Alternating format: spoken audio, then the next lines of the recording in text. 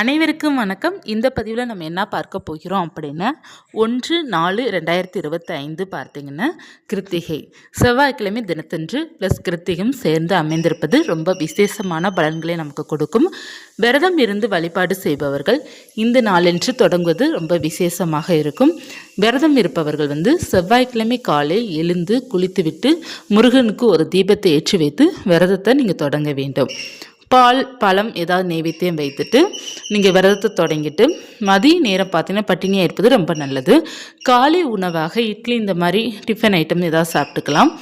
11 மணி போல் பசிக்குது அப்படின்னா பால் பழங்கள் எடுத்துக்கலாம். மதிய நேரம் பசிக்குது அப்படின்னாலும் நீங்கள் பால் பழங்கள் எடுத்துக்கோங்க.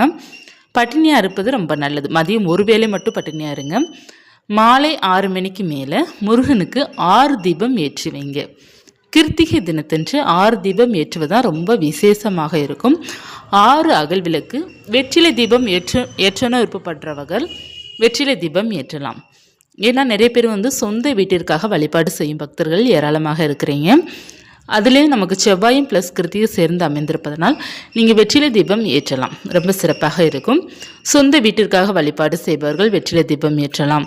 இல்லை என்றால் நீங்கள் நார்மலாக அகல் விளக்கு மட்டும் 6 அகல் விளக்கு முருகப்பெருமானுக்கு ஏற்றி வைத்து வழிபாடு செய்யுங்க.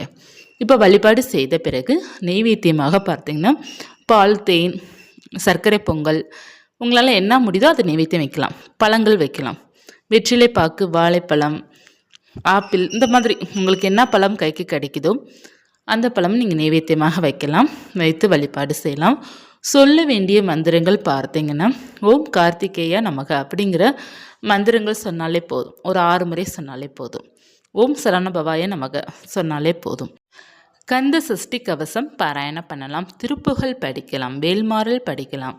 நமக்கு என்ன முடியுதோ அதை நம்ம எளிமையாக படித்து கொள்வது ரொம்ப நல்லது.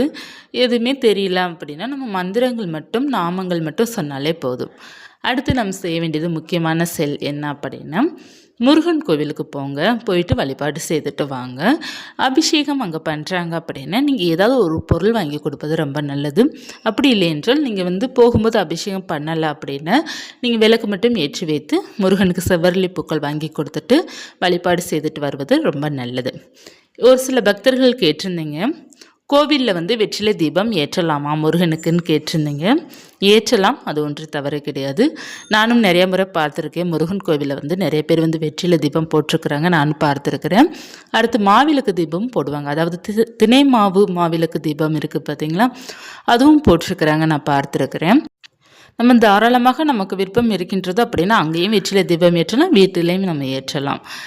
இல்லை எனக்கு வெற்றிலை தீபம் ஏற்ற முடியலன்னா அகல் விளக்கு மட்டும் ஏற்றலாம். ஒரு 2 அகல் விளக்கு ஏற்றி வைத்து விட்டு வந்தாலே போதும். 6 ஏற்றலாம், 2 ஏற்றலாம். ஏற்றிவிட்டு முருகன் மனதார பிரார்த்தனை செய்துட்டு வந்தோம் அப்படின்னா முருகன் அருளோடு நமக்கு நல்லதே நடக்கும். நம்ம என்ன வேண்டுதல் வச்சுருக்கோமோ அந்த வேண்டுதல் நடக்கும். கிருத்திகை என்று குழந்தை பாக்கியத்திற்காக வேண்டுதல் வைக்கும்போது சீக்கிரமாக குழந்தை பாக்கியம் கிடைக்கும். மற்றும் நம்ம ஒரு பொருளாதார முன்னேற்றத்திற்காகவோ அல்லது திருமணத்திற்காகவோ அல்லது மற்ற ஏதாவது ஒரு வேண்டுதலுக்காக, சொந்த வீடு இந்த மாதிரி வேண்டுதலுக்காக வழிபாடு செய்யும்போது நமக்கு அது சீக்கிரமாக அமையும். இப்போ பக்கத்தில் முருகன் பாலகுமாரனாக இருக்கிறாங்க. அதாவது சின்ன பையனாக இருக்கிறாங்க. அதாவது வள்ளி தெய்வானையோட இருக்கிறவங்க கோயிலும் இருக்கின்றது. அதே போல் பார்த்தீங்கன்னா சின்ன பையனாக பாலகுமாரனாக இருப்பாங்க இல்லையா, அந்த மாதிரி கோவிலும் நமக்கு இருக்கின்றது. இந்த கிருத்திகை அன்று அந்த மாதிரி பாலகுமரன் கோவிலுக்கு போயிட்டு வருவது ரொம்ப நல்லது. அதாவது முருகன் மட்டும் சின்ன பையனாக நமக்கு காட்சி கொடுத்துருப்பாங்க. அந்த கோவிலுக்கு போயிட்டு வருவதும் ரொம்ப நல்லதான். வள்ளி தெய்வான கோவிலுக்கும் போகலாம். குழந்தை பாக்கியம் வேண்டுபவர்கள் அந்த சின்ன பாலகுமரனாக இருப்பாங்களே அந்த கோயிலுக்கு போயிட்டு முருகனை தரிசனம் பண்ணிட்டு வருவதும் நமக்கு நல்ல பலன் கொடுக்கும் அப்படிங்கிறதுக்காக சொல்கிறேன். அடுத்து பார்த்திங்கன்னா நமக்கு ரொம்ப முக்கியமானது பங்குனி உத்திரம் வருது. பங்குனி உத்திரம் எப்போது வருகின்றது அப்படின்னா 11/4/2025 அந்த நாள் தான் நமக்கு பங்குனி உத்திரம்.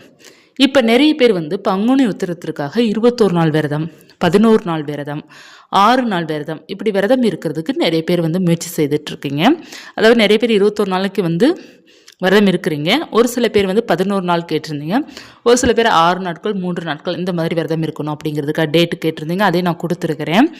இப்போ இந்த பதிவில் நான் என்ன சொல்ல வரேன் அப்படின்னா நமக்கு 1/4/2025 அந்த நாள் ஸ்டார்ட் பண்ணுறீங்க அப்படின்னா பங்குனி உத்திரத்தன்று 11ஆவது நாள் நமக்கு வரும்.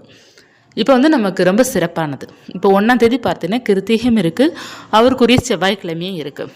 அதனால் நீங்கள் வந்து பங்குனி உத்திரத்திற்காக நீங்கள் 11 நாள் விரதம் இருக்கணும் ஆசைப்பட்றீங்க அப்படின்னா இந்த நாள் ஸ்டார்ட் பண்ணிக்கலாம். அதாவது செவ்வாய்க்கிழமை அன்று நீங்கள் ஸ்டார்ட் பண்ணலாம். இப்போ 6 நாள் மட்டும் நான் விரதம் இருக்க போகிறேன் அப்படின்னா 6ஆம் தேதி ஸ்டார்ட் பண்ணிக்கலாம். இப்போ 3 நாள் மட்டும் விரதம் இருக்க போகிறேன் அப்படின்னா 9ஆம் தேதி ஸ்டார்ட் பண்ணிக்கலாம். உங்களால் எத்தனை நாட்கள் முடியுதோ அத்தனை நாட்கள் நீங்கள் விரதம் இருந்து வழிபாடு செய்யலாம். பங்குனி உத்திரத்திற்காக நீங்கள் எப்படி விரதம் இருந்து வழிபாடு செய்யலாம் அப்படின்னா எப்பயும் போல நம்ம காலையில் எழுந்திரிக்கணும், குளிக்கணும், முருகனுக்கு விளக்கு போடணும். பிறகு நம்ம விரதத்திற்கு பார்த்தீங்கன்னா இட்லி இந்த மாதிரி டிஃபன் ஐட்டம் ஏதாவது சமைச்சு வச்சுக்கோங்க. சமைச்சு வச்சுட்டு நீங்கள் வந்து விரத சாப்பாடு சாப்பிடுங்க. பிறகு மதிய நேரம் பட்டினியாக இருங்க. மாலை நேரம் வந்து உணவு சமைத்து வைத்து முருகனுக்கு மறுபடியும் மாலை நேரம் பூஜை செய்துட்டு நீங்கள் அந்த விரத சாப்பாடு சாப்பிட்டுட்டு நிறைவு செய்து கொள்ளலாம். பகலில் தூங்கக்கூடாது. ரெஸ்ட் எடுக்கலாம், ஆனால் தூங்கக்கூடாதுங்க. நம்ம தூங்குறது வந்து 1 மணி நேரம் 2 மணி நேரம் அப்படியே போயிடும். அது நம்ம வந்து டயத்தை வந்து பொழுதுபோக்குறோம். நம்ம அப்படி பண்ணக்கூடாது. நம்ம வந்து விரதம் இருக்கிறோம் அப்படின்னா முருகனை மட்டும்தான் நினைத்து கொண்டே இருக்கணும். தேவையில்லாத சீரியல் இந்த மாதிரி நீங்கள் வந்து பொழுதுபோக்கு தொடர்பான அந்த சீரியல்ஸ்லாம் பார்ப்பது தவிர்க்கணும். நம்ம வந்து முருகனுடைய நாமத்தை மட்டும் சொல்லணும். முருகனுடைய பக்தி படங்கள் பார்க்கலாம். நமக்கு பொழுது போகிறதுக்காக முருகனுடைய பக்தி படங்கள் பார்த்தோம் அப்படின்னா நமக்கு பக்தி அதிகரிக்குமே தவிர குறையாது.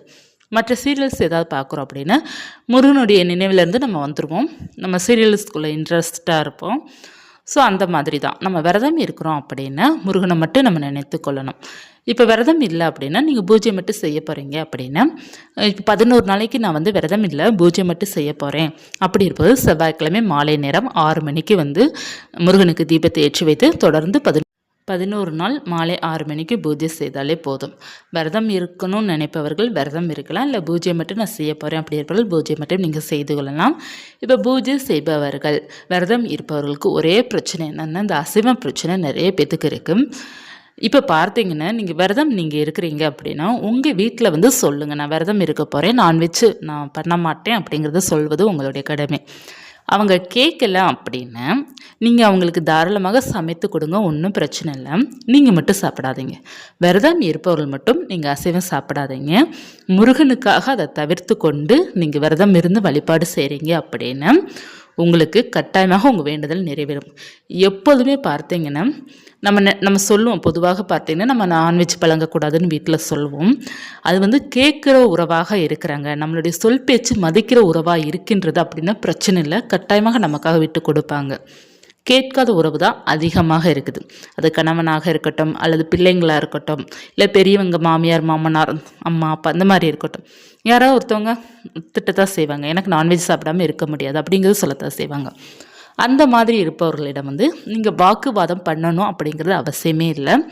நான் விரதம் இருக்க போகிறேன் அப்படிங்கிறத நீங்கள் நினைத்து கொண்டு நீங்கள் மட்டும் பார்த்தீங்கன்னா அசைவத்தை தவிர்த்துக்கோங்க. மற்றவர்கள் அவங்களுடைய விருப்பம்தான். யாரையும் போட்டு நீங்கள் கம்பல் பண்ணாதீங்க. நான் விரதம் இருக்க போகிறேன், நான் வீட்டில் சமைக்க மாட்டேன், நீங்கள் சாப்பிடக்கூடாது அப்படிங்கிறது கம்பல் பண்ணாதீங்க. நம்மளை புரிஞ்சிக்கிட்டு நம்மளுடைய பக்திக்கு மதிப்பு கொடுத்து அவங்க அசைவத்தை தவிர்க்கிறாங்க அப்படின்னா ரொம்ப சிறப்பு. அவர்களுக்காக நீங்கள் எப்படி வேணுமானால் விரதம் இருந்து வழிபாடு செய்யலாம். அவர்களுக்காக நீங்கள் வந்து இறைவன்கிட்ட மண்டியிடலாம்.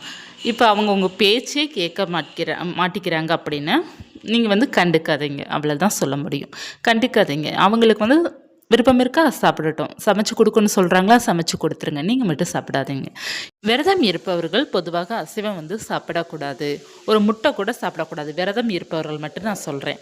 இப்போ நீங்கள் பூஜை பண்ணுறீங்க, இப்போ தொடர்ந்து நான் 11 நாள் பூஜை பண்ண போகிறேன் அப்படி இருப்பவர்கள் நீங்கள் வந்து எக்கோ அல்லது நான்வெஜ்ஜோ சமைக்கிறீங்க அப்படின்னா சாப்பிட்றீங்க அப்படின்னா கூட நீங்கள் வந்து மறுநாள் வீடெல்லாம் தொடச்சிட்டு தலைக்கு குளிச்சுட்டு நீங்கள் வந்து பூஜை செய்து கொள்ளலாம். அது ஒன்று தவறு கிடையாது.